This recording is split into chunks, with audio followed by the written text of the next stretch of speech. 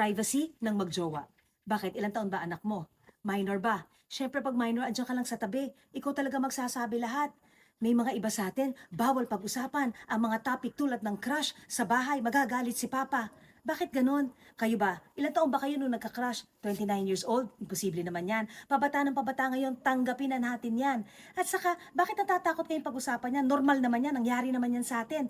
Ayaw mo pag-usapan. So sino palang kakausapin niya? Andiyan naman ang internet eh. Boom! Andyan lahat ng information na kinakatakutan mo. Yung barkada, yung masamang impluensya. Ako na lang magsasabi sa mga anak ko para hindi ako kakabahan. At kung ganyan ang gagawin mo, habang bata pa sila, on to their teenage life, pag adult na, at pwede na magkajowa, hindi ka nakakabahan. Nasabi mo na lahat, nakwento mo na lahat. Baka pati sariling love life mo, nakwento mo na. At yan ngayon, ang magiging guide ng anak mo. So bakit ka kakabahan?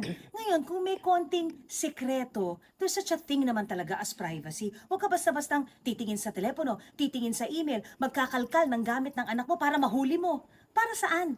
Hindi mo ba pinagkakatiwalaan ng anak mo? Huwag ganun. Kasi lalo silang lalayo, lalo silang magtatago. Alam mo ba kahit anong tumbling ang gawin mo, yung kinakatakutan mo, mangyayari yun. Think about that.